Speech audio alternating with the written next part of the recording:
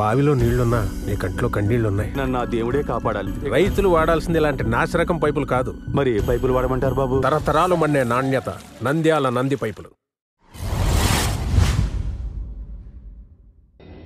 నమస్కారం, నంది కేబుల్ టీవీకి స్వాగతం. ముందుగా నంది న్యూస్ ముఖ్యాంశాలు. ప్రజాసేవకు ప్రతినిధులు ముందుండాలంటున్న మంత్రి ఫరూక్.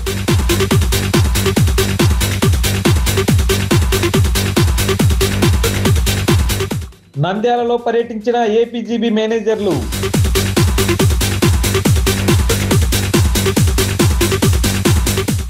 ఎన్ఎండి ఫిరోజ్ జన్మదినం సందర్భంగా పట్టణంలో పలు సేవా కార్యక్రమాలు.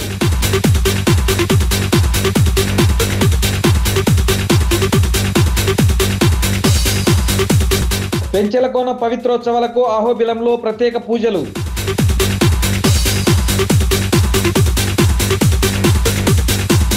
శ్రీ రామకృష్ణ డిగ్రీ కళాశాలలో విద్యార్థులకు ట్రాఫిక్ రూల్స్ పై అవగాహన సదస్సు.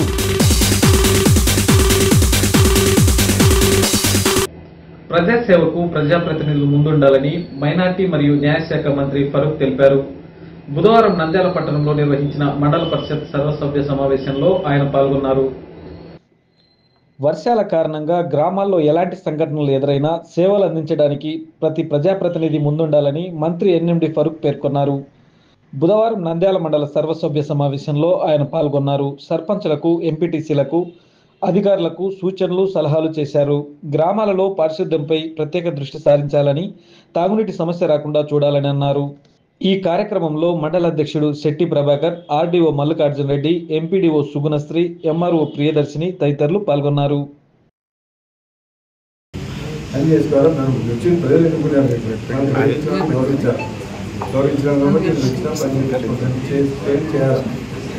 కాబట్టి ఈరోజు 5 విధానం చెప్పాను. చాలా పనులు వచ్చేట్టు ఉన్నాయి.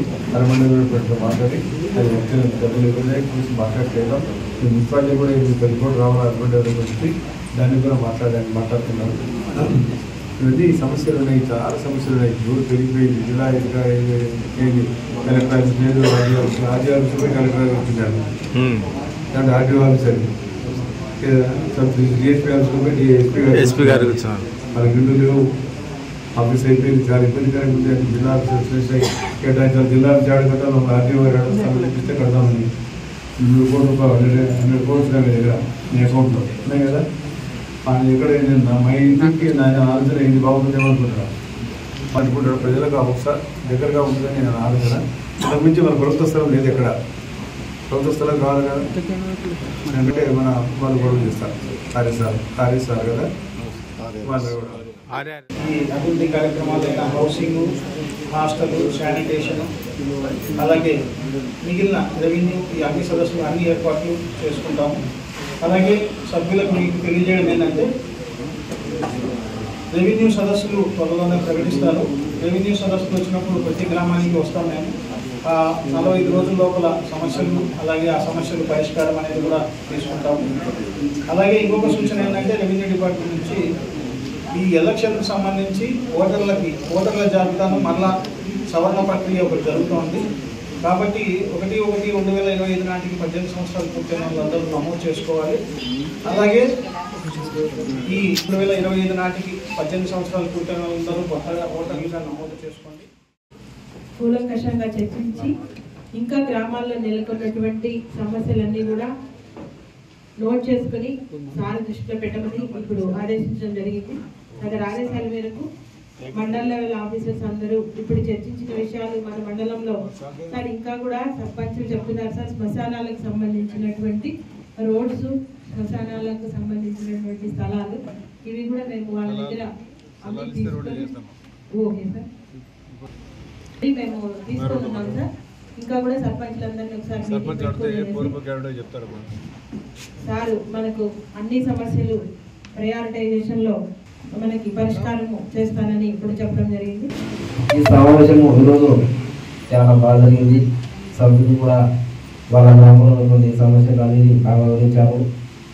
సార్ వారి ఆధ్వర్యంలో అధికారులు బాగా స్పందించి విజయంతో చేసిన ప్రతి ఒక్క సభ్యులకి, అదేవిధంగా మండల స్థాయి అధికారులకు, పాత్రికేయులకు అందరికీ నమస్కారం తెలియజేస్తూ ఈ కార్యక్రమం ఓపికగా కూర్చున్న మంత్రివర్గానికి మరొకసారి ప్రత్యేక ధన్యవాదాలు చేస్తూ ఏపీజీబీ జనరల్ మేనేజర్ గిరి మరియు రీజనల్ మేనేజర్ రమణలు 2 రోజుల పర్యటనలో భాగంగా బుధవారం నంద్యాల పట్టణంలోని నూనెపల్ల బ్రాంచ్ని సందర్శించారు.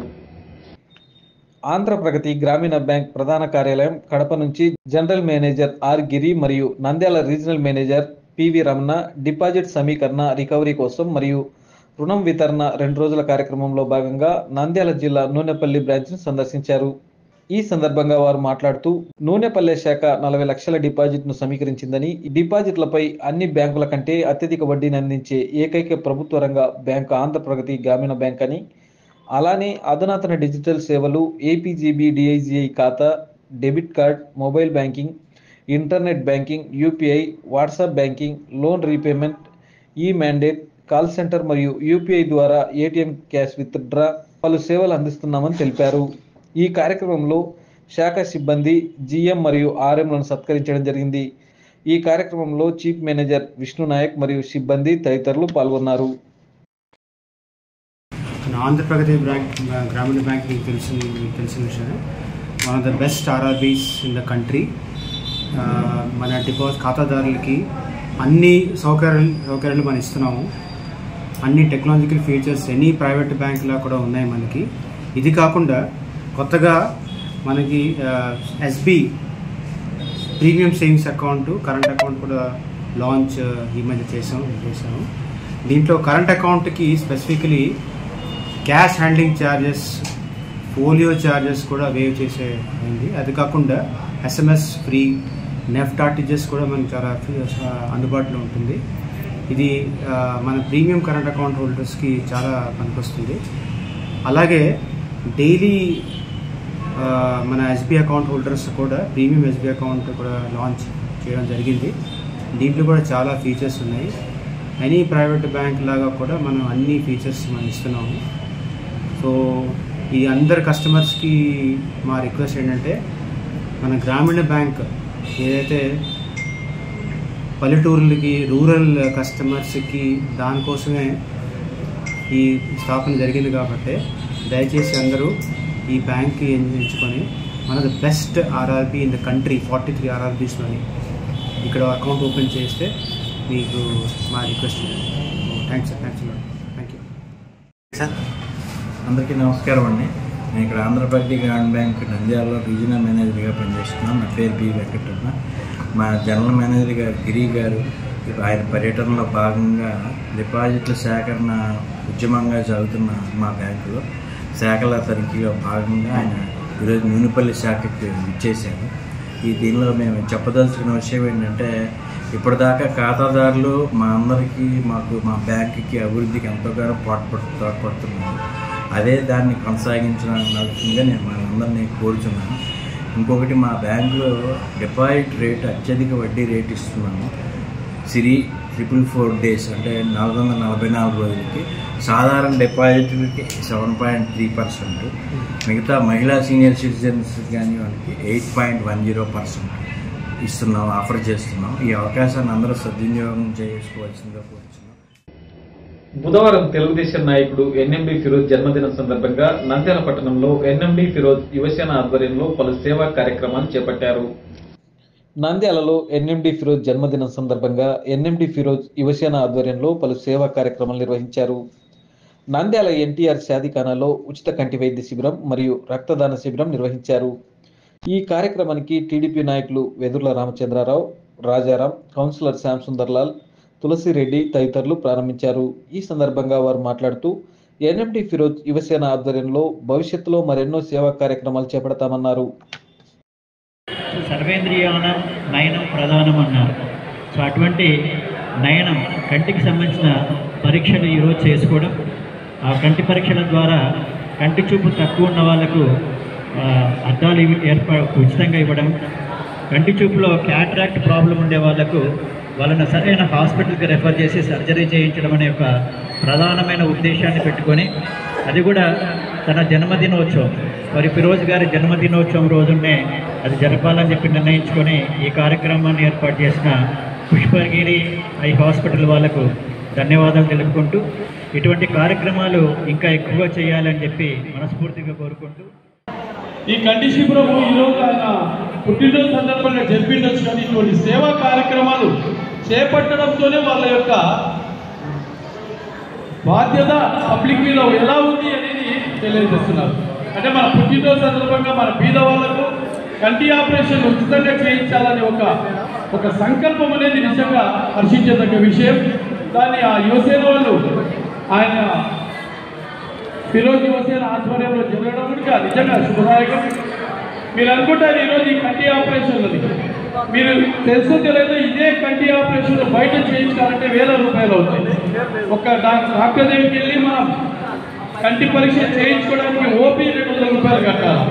ఆపరేషన్ ఒకవేళ ఎన్టీఆర్ మన దీంట్లో ప్రభుత్వం ఖచ్చితంగా చేసిన దాంట్లో అయినా కానీ మినిమం వాళ్ళకి 700-800 రూపాయలు ఖర్చు పెట్టుకోవాల్సి వస్తుంది. ఈ శిబిరం అయితే ₹1 ఖర్చు లేకుండా ఈరోజు వాళ్ళే పిలుచుకుపోయి మనకు ఆపరేషన్ చేసి మన ఇక్కడ ఉంచుతారు. కార్యక్రమం చేయడం చాలా మంచిది. ఇది పేదలకు సహాయకరంగా ఉంటుంది.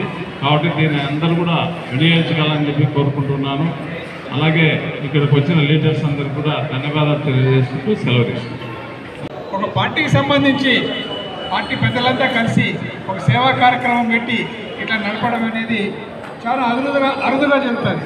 అట్లాంటి కార్యక్రమం ఫిరోజ్ గారు చేపట్టినందుకు ఆయనకు కంగ్రాచులేట్ చేస్తూ నెల్లూరు జిల్లాలోని పెనుశీల లక్ష్మీ నరసింహస్వామి వారి పవిత్రోత్సవాలకు వినియోగించే పవిత్ర మాలలను బుధవారం అహోబిలం క్షేత్రంలో ప్రత్యేక పూజలు చేశారు.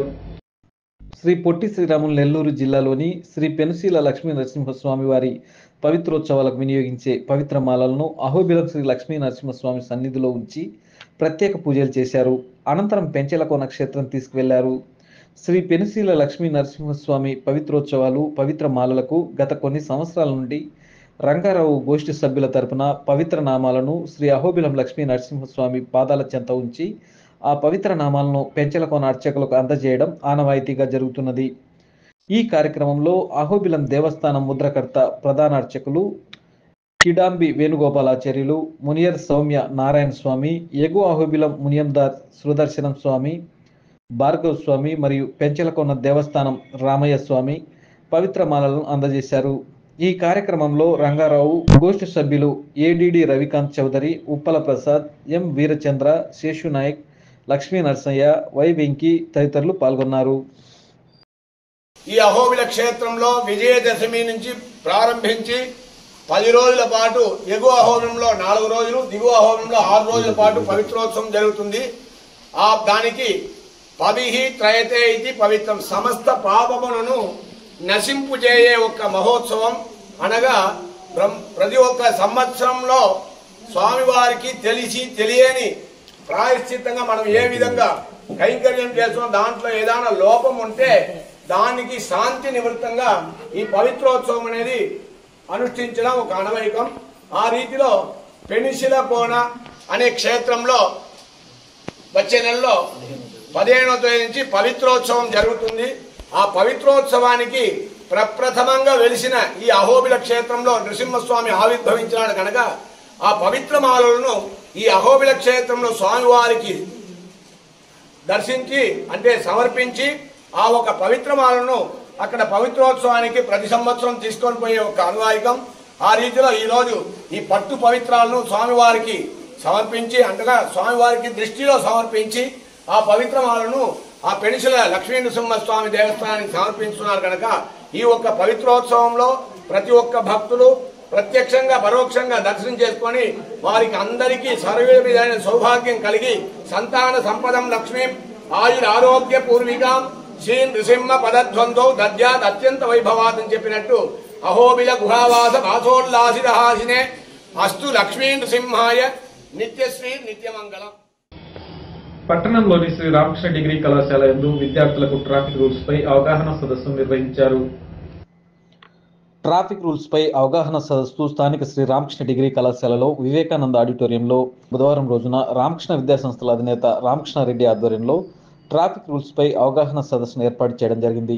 ఈ సమావేశంలో రామకృష్ణారెడ్డి మాట్లాడుతూ ట్రాఫిక్ రూల్స్ను యువత తప్పనిసరిగా పాటించాలని, వాటిని అతిక్రమించడం శిక్ష నేరమని, అంతేకాక హెల్మెట్ లేకుండా డ్రైవింగ్ చేస్తే యాక్సిడెంట్లు జరిగితే ప్రాణాంతకమయ్యే అవకాశం ఉందని, కాబట్టి డ్రైవింగ్ విషయంలో యువత జాగ్రత్తగా ఉండాలని, ఎటువంటి ప్రమాదాలకు లోను కాకూడదని, సురక్షితంగా తమ గమ్యాలకు చేరుకోవాలని తెలియజేశారు.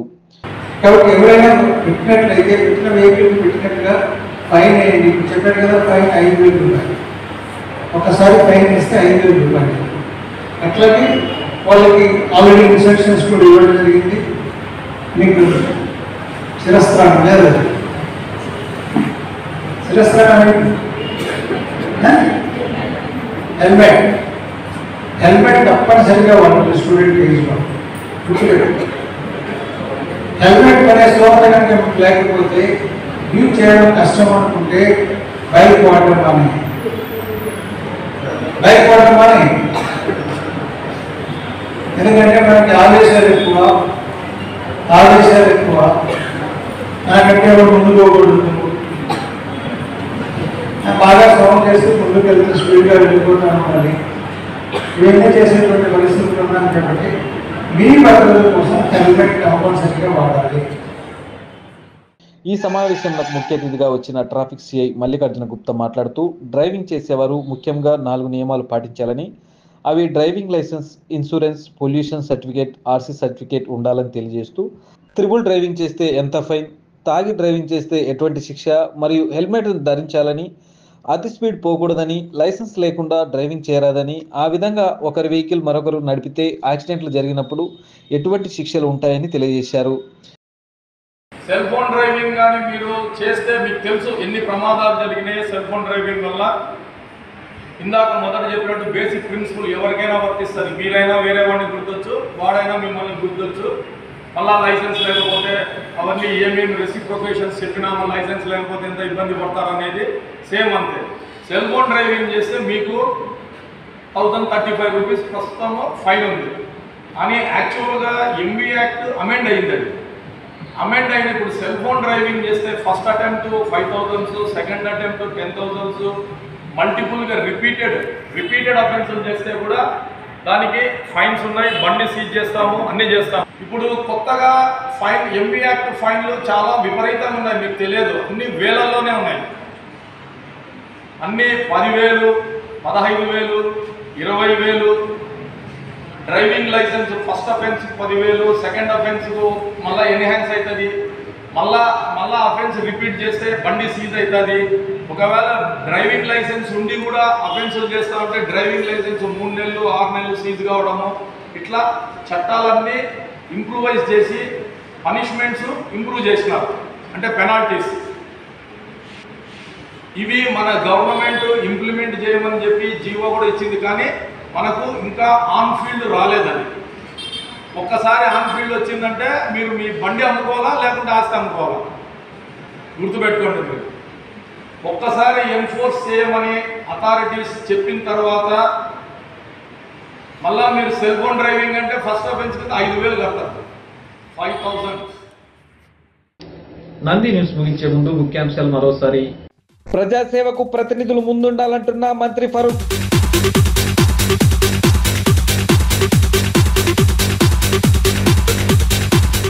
నంద్యాలలో పర్యటించిన ఏపీజీబీ మేనేజర్లు.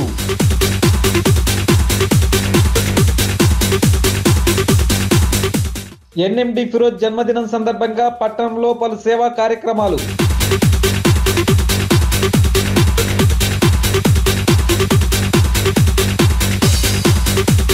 పెంచెలకోన పవిత్రోత్సవాలకు అహోబిలంలో ప్రత్యేక పూజలు.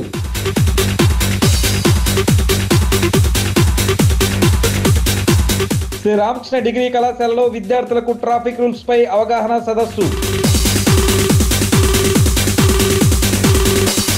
నంది న్యూస్ ఇంతటితో సమాప్తం. నమస్కారం.